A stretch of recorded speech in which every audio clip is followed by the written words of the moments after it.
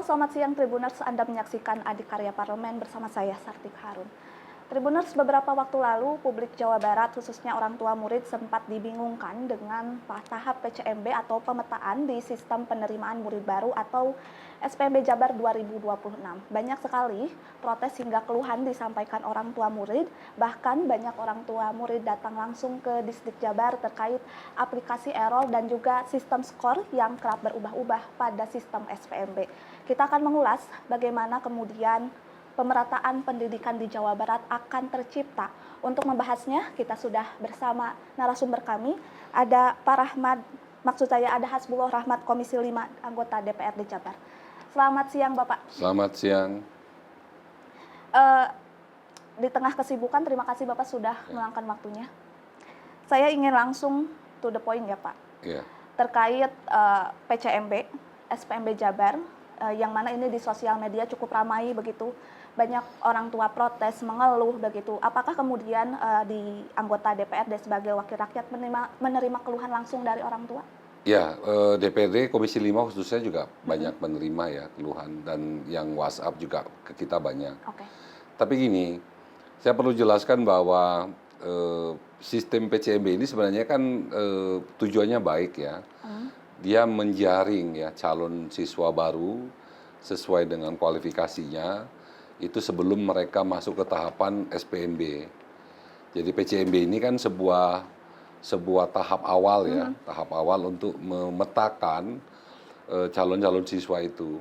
Cuman memang kita perlu akui bahwa sistem ya, ini kan harus kita kaji ulang agar sistem ini ke depan untuk lebih diperbaiki, tentu dengan transparansi ya sistem itu sendiri. Karena kalau online ini kan hitungannya kan tidak ketemu dengan orang, ini kan yang memverifikasi kan sistem. Nah tentu sistem itu sendiri juga harus diuji sejauh mana sistem itu memang sudah kualifikasinya baik ya, supaya tidak down, tidak ada error dan tidak ada kesalahan scoring dan sebagainya. Yang kedua, menurut saya yang perlu kita evaluasi ketika sekolah membuka SPMB dalam sistem online itu, maka di sekolah itu ada yang namanya operator yang berperan penting. Nah, kita minta operator-operator sekolah ini harus ada pembekalan dulu sebelum masuk ke fase SPMB. Karena bisa jadi kasus yang muncul yang ke kita, ada kasus orang yang secara radius domisili dekat tidak diterima, tapi ada juga yang jauh juga diterima. Walaupun memang Disdik ya lewat KCD memberikan ruang 14 hari untuk komplain kepada publik yang merasa dirugikan, itu bisa melakukan gugatan komplain terhadap sistem ini dengan menunjukkan bukti bahwa kalau ada yang dekat itu tidak diterima, yang jauh diterima, radius jarak itu bisa dikomplain. Tetapi kenapa ini terjadi? Itulah berarti kan kita perlu operator-operator di sekolah itu dilakukan pembekalan, dan tentu kita meminta bahwa operator-operator di sekolah itu ya berintegritas ya. Karena bicara map gitu, map itu ternyata bisa diatur gitu. Jadi jangan sampai peta wilayah Google Map itu bisa ditarik mendekat gitu dari sudut peta, tetapi berdasarkan pesanan. Nah, itu juga kan kita tidak menghendaki itu. Jadi kita butuh operator di sekolah nanti juga harus ada pembekalan dan sistem pemetaan melalui khusus jalur domisili ya, di luar dari jalur akademik, itu harus betul-betul bisa transparan tentang pemetaan peta jarak ya dari rumah ke sekolah. Dan itu pertama. Yang kedua tentang kuota. Jadi kuotanya berapa? Punya 35% kuota domisili. 35% itu dari 12 kelas kali 36 dong. Nah, berarti kan ketahuan jumlah kelasnya, siswanya. Dan itu harus ditransparankan ke publik. Supaya apa? Supaya orang bisa memilih jalur mana yang dia harus masuk. Apakah jalur domisili karena dia merasa dekat, atau dia ngadu nilai rapot karena ada tes tertulis karena memang nilai rapotnya bagus, atau jalur afirmasi yang memang masyarakat miskin. Kan sudah ada jalur-jalurnya, atau perpindahan tugas orang tua gitu. Nah, jalur-jalur ini ada kuota, ada prosentase. Nah, kita butuh setiap musim PPDB sekolah itu mentransparankan jumlah kuota.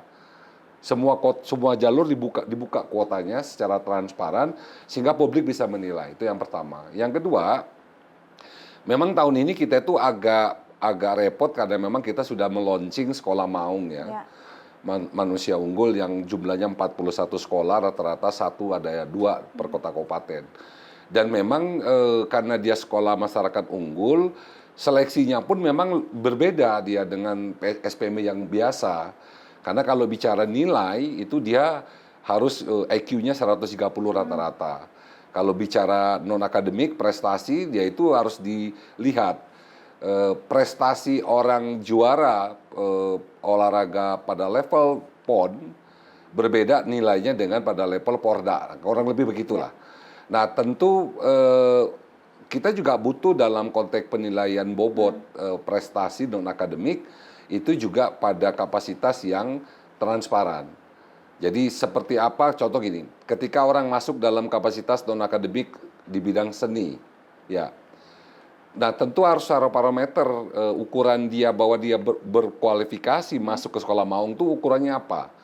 Apakah dia pernah menciptakan lagu, ataukah dia pernah lomba pada level provinsi, atau lomba pada level nasional, atau dia vokalis sebuah band, dan itu ukurannya kan harus transparan supaya tidak terjadi subjektivitas. Satu. Yang kedua, sekolah maung itu kan ruang belajar kelasnya kan terbatas. Dia hanya 32 orang. Kalau kali 12 berarti 384 orang. Yang daftar itu lebih dari 1.000. Makanya kemarin terjadi perpanjangan penutupan pendaftaran SPMB karena memang dia berhimpitan dengan sekolah maung. Nah, ke depan saran saya, sekolah maung lebih awal seleksinya. Karena memang ini manusia unggul semua. Nah, ketika dia lebih awal dari SPMB, maka mereka yang tidak terakomodir di sekolah maung, dia bisa ikut sistem regulasi murni melalui SPMB. Karena jangan sampai kalau ini tidak didahulukan maung diseleksi, mereka yang pinter, yang kurang pinter tapi kurang IQ-nya 130 tidak masuk di maung, tapi kalau ini berbarengan SPMB-nya kan udah tutup. Ya. Nah, mereka ini kan punya potensial sumber daya manusia yang tidak terakomodasi dalam sekolah negeri. Dan itu akhirnya mentalnya ke swasta. Nah, maka saran saya ke depan sekolah maung lebih awal dibuka. Karena dia khusus, beda. Sistemnya juga berbeda, tidak sama dengan SPMB. Ya. Nah, mereka yang mental, yang dari, katakanlah 1.000, yang diterima cuma 384. 600 orangan lebih yang mental, itu punya hak untuk mendaftar murni di SPMB yang reguler. Kalau dia tidak berbarengan ya. Nah, kemarin karena hampir berbarengan, maka korbannya adalah SPMB murni itu diperpanjang terus. Untuk apa diperpanjang? Ya wacananya karena yang mau mental kan bisa harus masuk ke sekolah negeri. Nah, ini menurut saya evaluasi ya kita ke depan supaya dia sistematis dan tidak menimbulkan gaduh. Menurut saya mau lebih awal dibuka selektifnya, baru nanti murni SPMB murni. Silakan yang tidak terakomodir di sekolah maung ikut aja murni SPMB kan seperti itu, jalur apa saja kan boleh. Itu yang kedua. Yang ketiga, ini kita hari ini paripurna. DPRD Jawa Barat sudah membentuk pansus tentang merevisi Perda nomor 5 tahun 2017 tentang penyelenggaraan pendidikan. Nah, karena ini ada momentum merevisi Perda nomor 5 tahun 2017 tentang penyelenggaraan pendidikan, maka hal hal berkaitan dengan proses pendidikan di Jawa Barat kita harus masukkan dalam Perda ini. Baik itu sistem, ya kan, kalau memang PCM itu harus dipermanenkan, dia harus ada cantolannya juga dalam Perda ini, dia dibuat sebagai seleksi awal untuk pemetaan sebagai calon siswa baru. Yang kedua, kita harus ikut sistem SPMB karena ini nasional. Itu juga harus kita laksanakan. Tapi kita juga punya sekolah maung yang sistemnya juga berbeda. Yang sistem ini juga harus kita akomodir. Yang kedua, jangan lupa bahwa di Jawa Barat ini kan ada nilai pendidikan yang berbasis Pancawaluya. Nah, itu kan harus diterjemahkan nilai Pancawaluya dalam kurikulum pendidikan. Jangan sampai Pancawaluya ini hanya menjadi wacana, orang apal, cager, bager, singer gitu, apal, tetapi perilakunya tidak diikutkan. Nah, kita pengen nilai-nilai muatan lokal Pancawaluya itu tercermin dalam proses belajar mengajar sehingga outputnya adalah perilaku anak-anak didik Jawa Barat berperilaku yang Pancawaluya, yang singer, bager, cager gitu kan, sehingga mereka juga memberikan sebuah value nilai eh, bersekolah, berpendidikan tidak hanya bicara pengetahuan umum, tapi ada budi pekerti. Iya.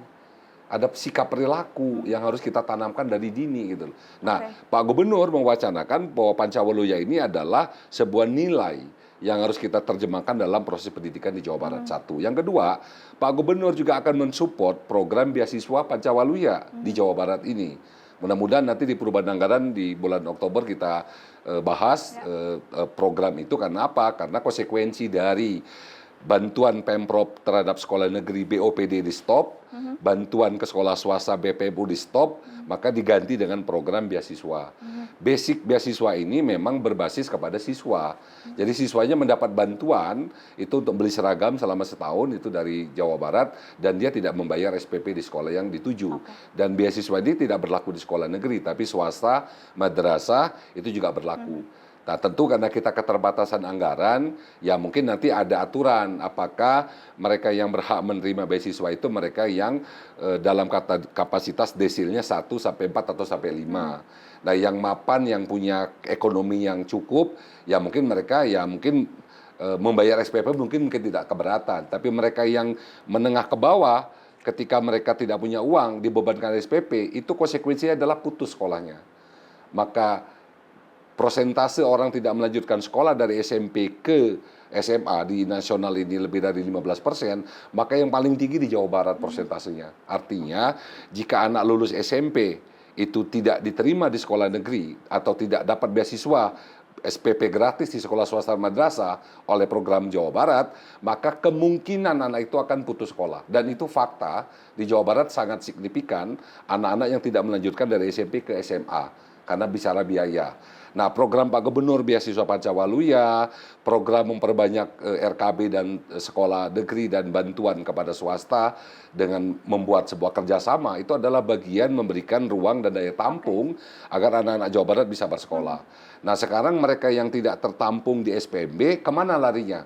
Maka Distrik Jawa Barat membuat kesepakatan MOU kepada sekolah-sekolah swasta yang bermitra dengan Distrik Jawa Barat yang dia menerima siswa yang tidak diterima di SPMB negeri diterima di sekolah swasta, tetapi biaya anak itu ditanggung oleh Pemprov Jawa Barat.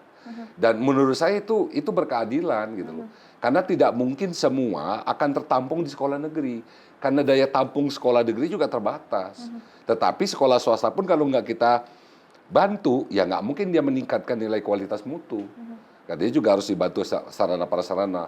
Nah, perda ini juga selain tadi juga kita mendorong adanya kesejahteraan para guru. Baik.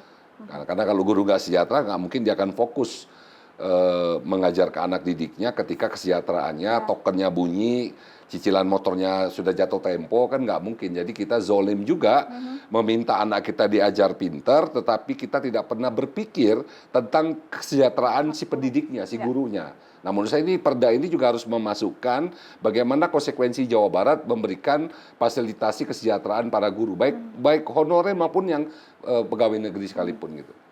Oke. Tadi disinggung soal kuota yang dijabarkan yang perlu hitungan transparansi begitu. Dan SPMB ini kan dilakukan secara online ya Pak pendaftarannya begitu. Sistem online ini apakah menjamin tidak ada siswa titipan, jual beli kursi sekolah begitu? Apakah SPMB ini akan tetap bersih dan aman Pak? Enggak, sebenarnya dengan sistem SPMB ini sudah mereduksi ya titipan-titipan itu sebenarnya. Karena apa? Karena kan tidak ada kontak langsung antara orang tua, siswa dengan penyelenggara dalam hal ini pihak sekolah. Semua harus daftar via online. Tetapi titik lemahnya menurut saya ada di operator. Jadi bisa saja scoring berubah, jarak itu berubah. Itu dari mana? Dari operator sekolah itu sendiri. Nah, makanya saya menyarankan agar semua operator sekolah harus ada BIMTEK. Dan menunjuk operator sekolah harusnya berintegritas. Itu bicara orang dulu gitu loh. Baru bicara sistem. Nah, sistemnya adalah transparan, kuat, benar gitu loh sistemnya. Jangan sampai sistemnya gampang dihacker gitu kan. Dan sistemnya tidak transparan. Itu juga kan menjadi masalah pada akhirnya ketika SPMB ini digelar gitu loh. Nah, kenapa saya bilang ini orangnya harus kita berintegritas, sistemnya harus benar, karena dua hal ini menjadi faktor penentu terhadap sistem SPMB ini gitu loh. Kan ketika orang melakukan scoring, itu kan secara automatically dia berubah angka itu ketika melihat bobot. Nah pertanyaannya basic bobot itu harus dibuka dong ke publik. Berapa sih nilai bobot orang aktif di Paskibraka dengan bobot orang aktif di OSIS? Itu kan orang kan kalau nilainya sudah oh anak saya OSIS, nilainya sekian, kan orang bisa daftar lewat jalur non-akademik dong, karena dia merasa bisa masuk lewat jalur kepemimpinan di sekolah Baung gitu loh. Harus ditransparankan tentang scoring bobot itu, satu. Yang kedua, yang perlu ditransparankan adalah kuota. Sekolah Maung juga punya kuota. Ada kuota untuk IQ 130, ada kuota untuk non-akademik, terdiri dari olahraga, kesenian, keagamaan, dan kepemimpinan. Dan itu semua punya kuota. Nah, kuota itu yang menurut saya harus ditransparankan ke orang tua murid. Supaya orang tua kan ada pilihan pertama, pilihan kedua. Orang tua bisa memilih kurang lebih pilihan pertama, kedua itu kurang lebih tidak akan jauh. Ini kan orang tua udah milih pilihan satu, pilihan dua mental juga. Dan dia bingung nyari sekolah mana lagi, kan udah tutup SPMB-nya. Nah, menurut saya PCMB itu adalah sebuah ayakan ya, saringan untuk pemetaan anak itu untuk masuk di sekolah di mana, tetapi dalam konteks bahwa mereka yang tidak terayak dalam PCMB, maka mereka juga punya hak gitu loh sebagai siswa untuk masuk ke sekolah negeri melalui SPMB. Nah, pertanyaannya adalah SPMB juga kan punya kuota. Jalur afirmasi punya kuota, jalur akademik punya kuota, jalur domisili punya kuota, jalur perpindahan tugas juga punya kuota.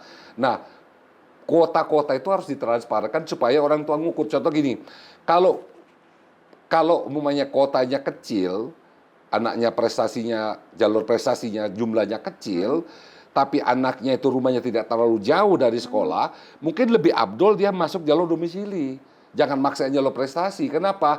Karena kuotanya sedikit, kan seperti itu. Tapi orang tua bisa memilih mengarahkan anaknya dengan kemungkinan besar diterima itu di mana gitu loh. Karena berdasarkan kapasitas dan potensi siswa, baik prestasi, kepemimpinan, akademik maupun domisili gitu.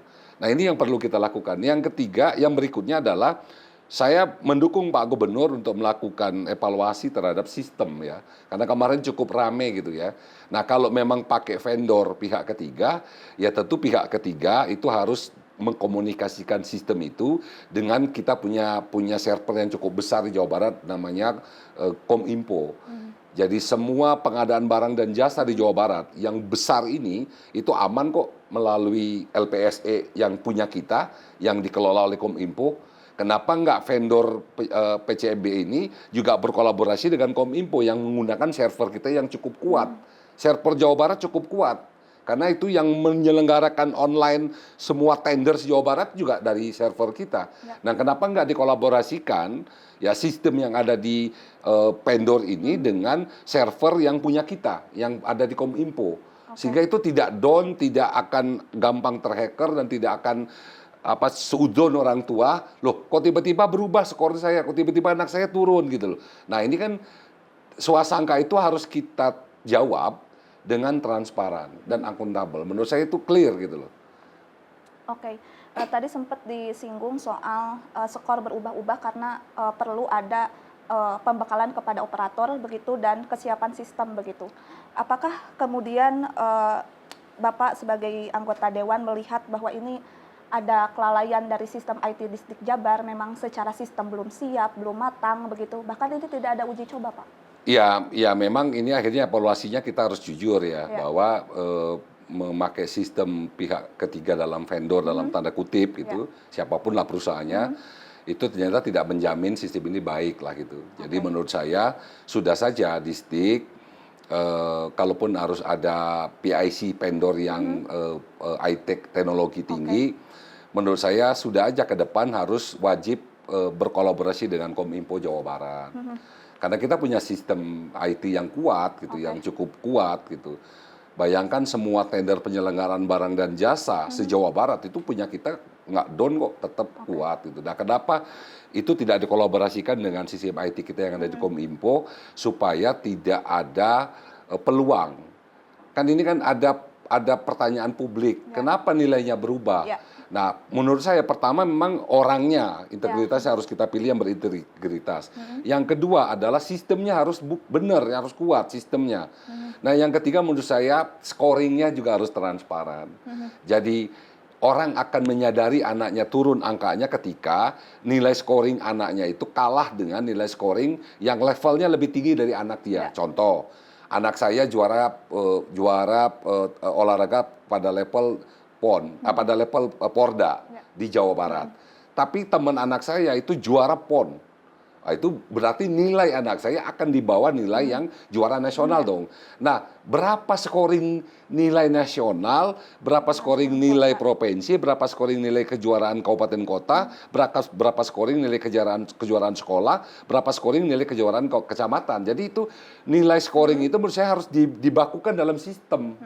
Supaya ketika itu orang daftar dengan sistem akan membaca, mengelompokkan nilai itu berdasarkan nilai scoring yang sudah ditransparankan ke publik gitu loh. Ini kan orang bertanya-tanya kenapa? Karena mungkin orang tidak tahu ya bahwa faktanya kejuaraan tingkat kota kabupaten itu akan kalah nilainya dengan orang juara pada level provinsi. Itu otomatis seperti itu.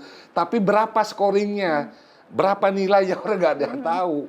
Hanya seperti itu aja orang tahunya. Nah, maksud saya tidak hanya sistem dan orang, tetapi scoring dalam rangka mengisi sistem itu juga harus dibuka secara transparan sehingga publik tahu bahwa kalau akan banyak persaingan dalam prestasi level nasional, anak saya akan kalah karena cuma level kabupaten kota, maka mungkin saya akan lebih baik mendaftarkan anak saya lewat jalur domisili, karena jarak rumah saya dengan sekolah tidak terlalu jauh.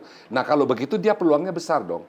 Kalau dia masuk ke peluang prestasi, dia akan ketiban dengan nilai orang-orang yang pada level nasional. Bahkan ada juga kejuaraan level internasional. Lebih tinggi lagi nilainya kan gitu. Nah, hal-hal begitu harus dibuka ke publik. Supaya publik bisa memilih jalur mana yang memungkinkan anaknya bisa masuk dengan transparan gitu loh. Di awal sempat disampaikan soal PCMB ini menjaring ya Pak tadi. Tapi statement Gubernur KDM menyampaikan bahwa PCMB ini hanya pemetaan sebatas untuk merekomendasikan sekolah begitu. Tapi pada praktiknya di lapangan justru PCMB pemetaan itu tampak seperti seleksi masuk pendaftaran ke sekolah negeri, Pak. Iya, ya memang kan namanya pemetaan ya, penjaringan. Ketika mereka sudah dianggap kualifikasinya masuk di sekolah yang dia tuju, ya otomatis dia kan bisa masuk diterima di sekolah itu. Nah, pertanyaan saya adalah ketika penjaringan PCMB ini ada anak yang tidak masuk di sekolah yang dia tuju, kan siswa ini kan juga punya hak sekolah dong. Iya. Ya, nah sementara dalam konteks dia punya hak sekolah, dia harus ikut proses yang ada di SPMB. Ya. Nah, proses SPMB ini juga kan sudah ada orang yang langsung menunggu daftar lewat SPMB. Ya, tahap 1 dan 2. Betul, tahap 1 dan 2. Tetapi ada juga yang namanya maung, sekolah maung. Ya. Nah, sekolah maung ini juga akhirnya kan mengganggu sistem SPMB dan PCMB ketika sekolah maungnya berhimpitan waktunya. Nah, saran saya ke depan, karena dia sekolah masyarakat unggul, dia harus lebih diutamakan. Jadi lebih awal seleksinya diutamakan, sehingga tidak ada yang namanya perpanjangan pengumuman. Seolah-olah perpanjangan pengumuman itu mengakomodir orang-orang yang mental di sekolah maung. Kan seperti itu wacananya. Dan nggak salah juga orang bilang begitu karena memang faktanya begitu. Nah, tapi ke depan memang harus diawalin sekolah maung lebih dulu, baru PCMB dan SPMB gitu. Nah, tentu harapan saya di PCMB ke depan tentu dalam hal sistemnya, Mbak, yang harus kita benahi ya. Kalau tujuannya udah benar sebenarnya bahwa anak itu mau masuk sekolah dari SMP ke SMA, itu daftar PCMB itu diseleksi gitu loh, dipetakan, digambar dulu, oh ini berarti jumlah populasi sekolah A itu yang mendaftar sekian. Tapi ada sekolah B yang sedikit. Nah, ini kan berarti kan bisa dengan peta PCMB ini bisa dilakukan pergeseran. Makanya ada pilihan 1, pilihan 2. Kenapa dilakukan pergeseran pilihan 2? Karena untuk persebaran daya tampung tadi. Kan nggak semua ketampung dalam satu sekolah, 2 sekolah kan harus disebar. Nah, tentu ini memang harus sejalan dengan SPMB-nya. Ya. Jangan sampai menjadi confuse PCMB ini menjadi seolah-olah dia sebagai SPMB gitu loh. Jadi PCMB ini menjadi SPMB Iya. akhirnya gitu loh, kan jadi confuse. Iya. Loh kalau gitu udah aja satu saja SPMB aja gitu loh. Nggak usah ada PCMB kalau PCMB ini menjadi seperti SPMB. Seperti ya, masuk Ya, pendaftaran, ya seperti SPMB, kenapa harus dua sistem iya. gitu loh? Satu saja. Nah, padahal tujuan PCMB itu adalah memetakan jumlah daya tampung sekolah dengan peminat. Tujuannya seperti itu sebenarnya. Tetapi kan ketika sudah berproses, mereka dianggap layak, ya langsung diterima di sekolah itu. Nggak usah ikut SPMB lagi. Nah, ini yang menjadi confuse, yang tidak terjaring di SPMB, dia harus lari ke SPMB kan, yang tidak terjaring di PCMB ke SPMB. Nah, menurut saya antara PCMB dan SPMB itu harus disinkronkan. Kalau ke depan harus tetap pakai tentang PCMB pemetaan. Ada sinkronisasinya gitu loh. Selain sinkronisasi, kedua sistem. Nah, kalau ini memang PCMB juga bisa menentukan orang bisa mendaftar lewat PCMB, ya menurut saya udah sistemnya satu saja, SPMB aja. Maka kita fokus ke sekolah maung yang berbeda gitu loh, caranya gitu loh. Tapi sebenarnya saya sepakat tujuan PCMB itu benar gitu loh. Kita pengen memetakan sekolah negeri ini daya tampung dengan peminat. Nah, dengan PCMB itu kita tahu kok. Kita tahu petanya gitu loh, seperti itu. Jadi kita pengen menggambar antara peminat orang sekolah dengan daya tampung yang kita punya. Nah, makanya dilakukan dulu PCMB sebelum SPMB. Nah, SPMB ini kan sudah final, seleksi orang masuk ke sekolah. Nah, ini kan bisa kita bikin artinya gini, ketika mereka di PCMB itu memang tidak layak, tidak masuk, maka yang mental di PCMB dia punya hak untuk bisa masuk ke sekolah SPMB dengan sistem pilihan duanya gitu loh. Jangan sampai mereka yang mental di PCMB mereka juga akhirnya ketutup ya karena berhimpitan jaraknya dengan yang masuk reguler melalui SPMB seperti itu. Oke. Artinya memang kedepannya untuk sekolah maung harus didahulukan, tidak perlu berdekatan jaraknya dengan PCMB dan SPMB begitu ya Pak. Dan kenapa kemudian tadi antisipasinya baru sekarang begitu? Apakah tidak ada komunikasi antara Pemprov dan juga DPRD begitu sehingga cukup chaos di lapangan Pak? Kalau sekolah maung kita cukup beberapa kali kita rapat mendalam ya. Jadi sebenarnya tujuan Pak Gubernur itu pengen mengembalikan marwah kembali SMA negeri ya. Zaman saya SMA, saya kebetulan di SMA 2, ada SMA 1 di kampung saya. Itu memang lulusan SMA 1, SMA 2 itu memang kalau nggak Unsri, UGM, Unbra, itu memang favorit gitu loh. Nah, ke sini sekolah SMA negeri kita ini kan tidak menjadi favorit, dia masuk ke universitas negeri dan kalah dengan sekolah swasta unggulan.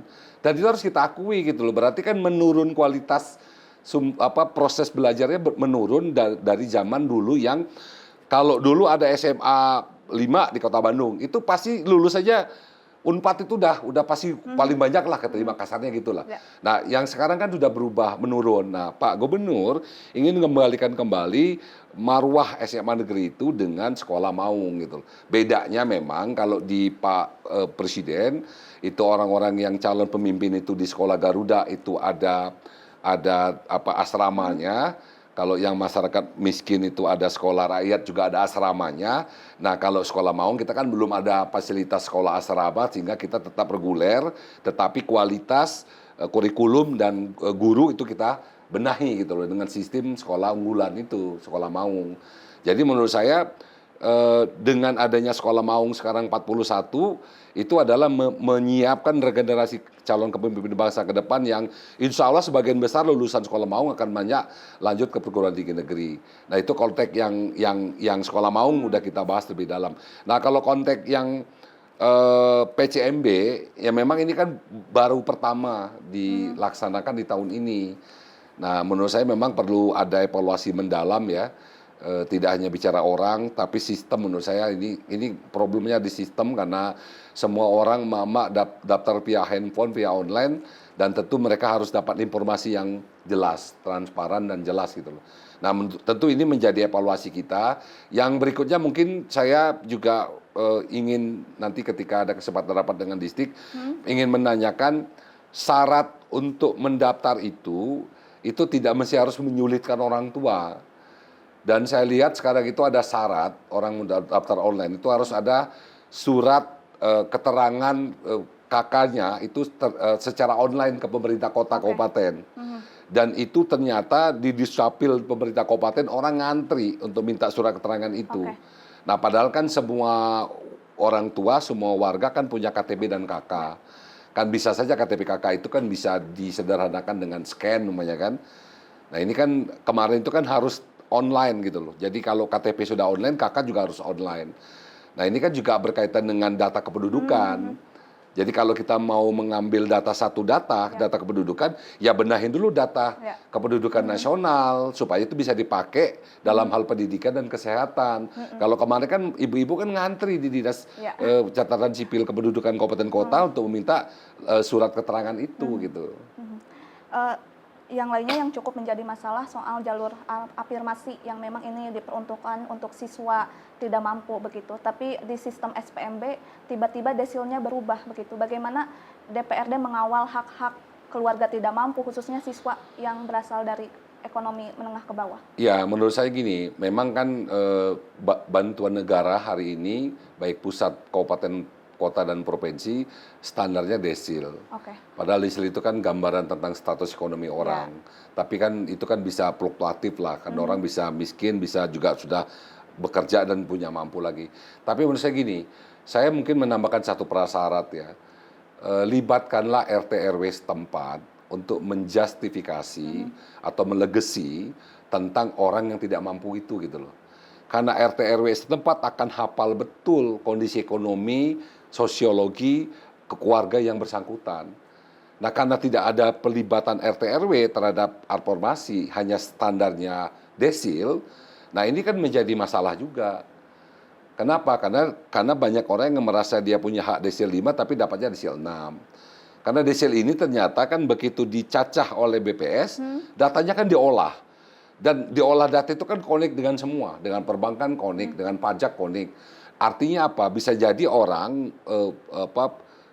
punya motor leasingnya itu kedetek. Artinya dia mampu bayar leasing motor 700.000 per bulan, masa bayar SPP 200.000 sebulan nggak mampu. Nah kan hal seperti itu kan terjadi. Tetapi kalau kondisinya melibatkan kuota afirmasi selain pakai desil, tetapi ada legacy dari RT RW setempat, itu menurut saya jauh lebih akurat. Artinya gini, yang miskin benar-benar miskin memang dijustifikasi oleh RT yang memang miskin, ya dia berpeluang lebih besar dong. Karena kalau tidak dia nggak akan sekolah. Ya, betul. Nggak Pasti akan akan sekolah. mengawal, Pak. Bagi siswa yang tidak masuk jalur afirmasi, pasti akan mengawal DPRD untuk tetap memberikan haknya kepada siswa. Oh iya, karena memang itu layanan dasar, urusan wajib. Pendidikan ini kan termasuk layanan dasar. Jadi menurut saya ketika mereka memang punya hak lewat jalur afirmasi, ya harus diberikan hak itu. Bahwa dia terbentur, mohon maaf ya, dia katakanlah tinggal di rumah kakeknya yang 150 meter, dia dapat desil 6, dalam sistem dia nggak punya hak untuk dapat dibantu melalui jalur afirmasi karena desilnya 6, karena tinggal di rumah kakeknya yang luas tanahnya 150 meter. Tapi ini kan janda, orang tuanya nggak berpenghasilan dan tentu tidak akan bisa sekolah. Kakeknya pun juga sudah tidak berpenghasilan. Jadi mengetahui seberapa orang itu berhak mendapatkan jalur afirmasi adalah melibatkan RT RW setempat menurut saya yang lebih mendekatin akurat daripada hanya bicara sistem konsiderannya adalah desil gitu. Karena desil juga banyak diperdebatkan oleh masyarakat. Karena desil menurut saya juga tidak semua penetapan angka desil itu 100% tepat. Ada juga yang tidak tepat gitu. Makanya menurut saya untuk mengimbangin status konsideran desil itu, ya rekomendasi RT RW setempat menjadi bahan pertimbangan bagi sistem untuk menempatkan orang yang miskin benar-benar dia punya kesempatan bersekolah. Gitu. Baik. Terkait soal sekolah swasta kerjasama dengan Pemprov begitu. Ya. Apakah ini jadi satu-satunya solusi yang ditawarkan pemerintah? Apalagi kan banyak siswa berprestasi yang ingin menempuh pendidikan ke negeri, Pak. Ya, tapi kan kita harus jujur. Kalau semua orang lulusan SMP di Jawa Barat pengen sekolah negeri, ya kita nyerah. Karena daya tampung sekolah kita kan terbatas. Maka sudah benar Pak Gubernur membangun sebuah kerjasama dengan sekolah swasta. Karena sekolah swasta juga harus kita bantu dong supaya kualitas pendidikan sekolah swasta juga baik gitu loh. Nah, sekolah swasta itu tentu mereka juga dibantunya dari jumlah murid. Kan ketika daya tampung negeri itu diperbesar, ada konsekuensi mengurangi daya tampung swasta, kan seperti itu logikanya kan.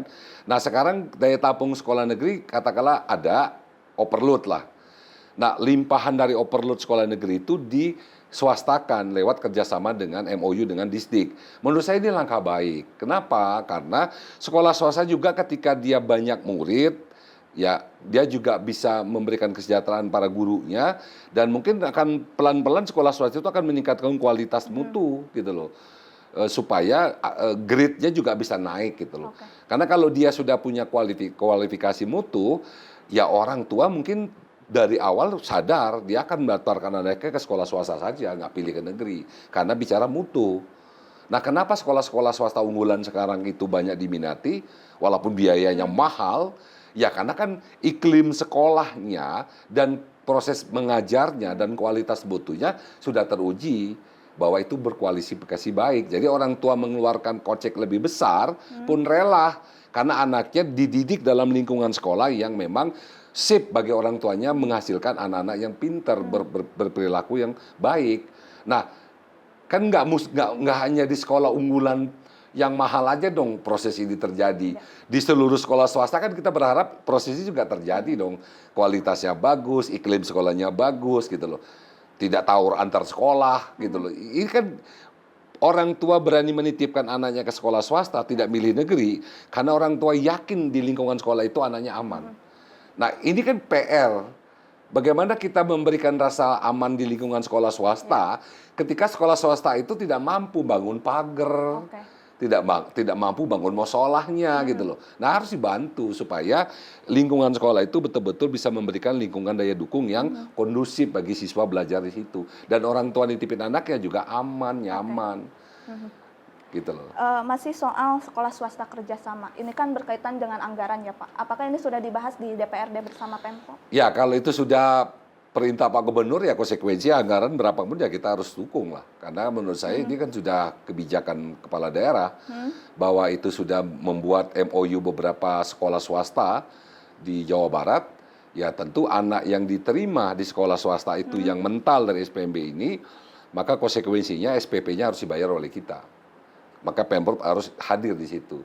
Nah, berapa nilainya saya belum bisa diskusikan angka karena kan Disdik belum pernah mendiskusikan tentang kebutuhan angka ya untuk subsidi anak yang sekolah di sekolah swasta yang bermitra dengan Jawa Barat.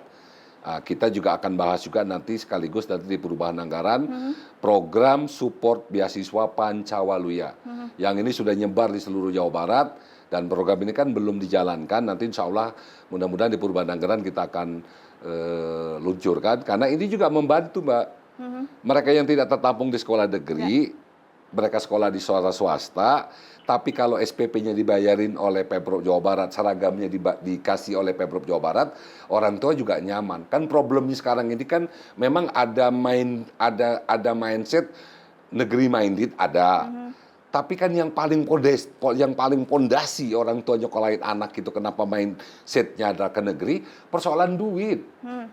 Jadi kalau dia sekolahnya tidak bayar, ya nggak masalah, di swasta pun juga nggak ada masalah kok. Kurikulumnya sama. Nah kenapa semua orang tua mindsetnya adalah negeri minded, ya gratis. Dilarang mengut apapun gitu loh. Nah tetapi ketika daya tampung negerinya terbatas, dia di sekolah di swasta, tapi swasta juga dapat support beasiswa Pancawaluya, atau swasta bekerja sama dengan Disdik juga dapat support anggaran, ya menurut saya orang tua juga ketika tidak terbebani secara finance, anaknya sekolah di swasta juga nggak ada masalah. Toh levelnya juga sama kok, tamat ijazahnya SMA, hanya beda negeri swasta, tapi kan kurikulum sama, level keijazahannya juga sama. Nah, jadi kenapa ini semua berbondong-bondong di negeri? Ya tadi, karena mengharap orang tuanya tidak terbebani secara finance. Itu yang menengah ke bawah ya. Tapi kalau menengah ke atas, dari awal nggak mau daftar di negeri, dia langsung milih swasta. Karena tadi dia udah tahu lingkungan sekolah swastanya kualifikasinya bagus. Tapi kan kebanyakan rakyat Indonesia kan menengah ke bawah, yang harus kita selamatkan. Gitu loh. Tadi sempat disampaikan bahwa memang SMA SMK di Jawa Barat tidak pernah cukup bisa untuk menampung lulusan SMP. Untuk yang negeri ya? Ya, untuk Betul, yang negeri. betul. Tidak cukup untuk menampung Betul. begitu ya. Bagaimana kemudian untuk bisa menciptakan pemerataan pendidikan di Jawa Barat begitu? Jawa Barat ini kalau secara peta, kita masih butuh sekolah kurang lebih 118 sekolah negeri, SMA maupun SMK. Ini kalau bicara pemerataan ya. Nah, 118-an itu tahun ini kemungkinan baru 24 yang kita bangun. Tahun ini 2026 kita bangun 24. Berarti dari segi sebaran jumlah sekolah negeri pun masih kurang. Gitu loh, Mbak. Kenapa? Karena menurut saya gini, SPMB dengan sistem domisili itu akan adil bagi publik ketika sekolahnya udah merata. Tapi SPMB dengan sistem domisili tidak akan berkeadilan ketika sekolahnya belum dibangun merata. Karena hanya orang yang dekat sekolah aja yang punya peluang masuk, Mbak. Yang jauh nggak akan masuk, karena jelas pakai GPS-nya. Nah, Jawa Barat masih kurang lebih dari 100 sekolah negeri yang harus terbangun. Tahun ini baru dibangun 24 sekolah. Nah, berarti tahun depan kita bangun, harusnya 50 tahun ini. Tapi karena keterbatasan anggaran, karena kita dipisit, TKD kita tahun ini dari pusat tidak ditransfer 2,4 triliun, ya konsekuensi kita harus melakukan penghematan. Tapi kita, Dewan Komisi 5, akan terus mendukung agar jumlah kecukupan sekolah di Jawa Barat itu harus tercukupi. Sehingga 118 sekolah kurang itu kita harus pelan-pelan kita per tahun kita cicil, kita bangun agar jumlah sebaran sekolah SMA, SMK itu merata. Nah, baru setelah itu baru kita gambar peta pola ruangnya itu, kita gambar peta jumlah sekolah di kecamatan baik negeri maupun swasta. Nah, itu kan gambarnya petanya jelas. Nah, dari peta gambar sekolah itu baru kita bicara sistem. Sehingga kita tahu nih lulusan SMP di kecamatan A itu totalnya 2.200 katakanlah. Ya. Apakah daya tampung SMA sudah 2.200 baik negeri maupun swasta, kan itu kan menjadi tanggung jawab kita. Negara harus menghitung itu. Nah, kalau kalau jumlah daya tampung di kecamatan itu cuma 1.800, berarti kan sekian orang, ratus orang nggak sekolah dong, nggak SMA, karena daya tampungnya full baik negeri maupun swasta. Nah, disitulah kita punya peran Jawa Barat untuk membangun sekolah baru di situ untuk meningkatkan daya tampung agar jumlah lulusan selevel SMP di kecamatan itu bisa tertampung daya tampungnya di level SMA ataupun SMK negeri maupun swasta dan madrasah. Jangan lupa madrasah juga bagian tanggung jawab Pemprov karena selevel SMA. Nah, jadi menurut saya kita perlu distrik Jawa Barat mempunyai peta sebaran sekolah ya secara transparan dengan jumlah outputnya, sehingga tidak lagi ribut setiap tahun itu orang jual beli bangku, isunya kan seperti itu. Menurut saya kalau daya tampung output lulusan SMP ke SMA itu sudah setara di per kawasan kabupaten kota udah cukup, ya orang tinggal milih kan, mau ke negeri ikut jalur ini, mau ke swasta juga dia kalau mampu secara ekonomi juga silakan, ya nggak mampu nanti dia ikut yang program kerjasama, kan pilihannya kan tergantung dengan peluang. Oke. Tapi kalau ini tidak dibuka secara transparan sistemnya dan peluangnya, ya orang numpuk Pak dalam satu sekolah, contoh ya, sekolah Maung itu 1.000 lebih yang daftar, padahal ditampung cuma 384 orang. Nah, ini kan menjadi PR gitu loh, agar ke depan buat saya sih bagus orang ribuan daftar ke Maung, berarti kan minat bakatnya kan tinggi. Tapi tolong dipikirin, lebih dari separuh kan terbuang dari seleksi sekolah Maung. Dan mereka punya hak sebagai generasi bangsa untuk bersekolah lagi kan. Nah, ini harus dibuat urutan sistemnya antara Maung, PCEB sama SB itu harus sinergi.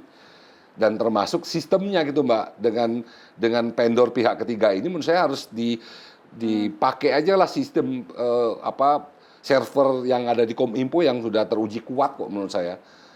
Saya tahu pengadaan barang dan jasa di Jawa Barat nggak pernah ada problem gitu. Server kita cukup kuat gitu. Kenapa nggak itu yang kita pakai gitu? Dengan disuntik dengan sistem yang ini gitu loh, sistem penerimaan PCMB ini dengan server yang kita punya gitu, jaringannya kuat gitu. Oke. Terima kasih Pak, bincang-bincangnya sudah tuntas. Semoga pastinya publik berharap ke DPRD untuk bisa memberikan sistem yang lebih baik khususnya pendidikan di Jawa Barat ya Pak. Ya. Terima kasih Pak atas waktunya. Siap, sama-sama ya. Ya. Tribuners, berikut tadi bincang-bincang saya bersama Pak Hasbullah Rahmat di program Adikarya Parlemen. Saya Sartika Harun pamit. Terima kasih atas atensi Anda. Sampai jumpa.